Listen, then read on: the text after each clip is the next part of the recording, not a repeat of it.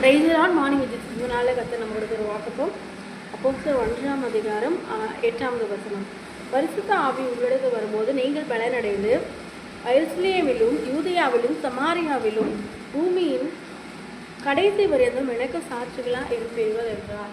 ஆமென். இங்கே என்ன பார்க்குறாங்க, பரிசுத்த ஆவியானவருக்கு நீங்கள் காத்திருங்கள். இப்போ அவங்க மேலறையில் சீஷர்கள் காத்திருந்த போது பரிசுத்த ஆவியானவர் தாங்க. அப்போ அவங்க என்ன பண்ணாங்க, காத்திருந்தாங்க.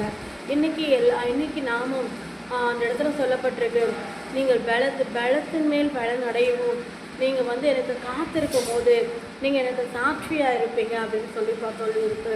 எருசலேம், யூதேயா, சமாரியா எல்லா இடத்துலும் ஆவியானவர்கள் மேல் வரும்போது அவங்க பலன் அடைந்து அவங்க எல்லா இடத்துலும் அது சுவிசேஷத்தையும் தேவன் அவங்களை கொண்டுள்ள நோக்கம் நிறைவேற்ற ஆவியான உதவி செய்தார். இந்த நாட்களிலும் நம்மளுக்கு ஆவியானவருக்காக இன்னும் காத்திருக்கிறோம், இன்னும் பலனடைய காத்திருப்போமையானால் ஆவியானவர் கண்டிப்பாய் அவருடைய நாம மகிமை பெரும்படியான அற்புதத்தை நம்மளுடைய வாழ்க்கையில் அவர் வைத்திருக்கிற திட்டங்களை நம்மளுடைய பலத்தினாலோ பராக்கிரமத்தினாலோ செய்ய முடியாது. ஆவியானவருக்கே காத்திருங்கள். ஆமென்.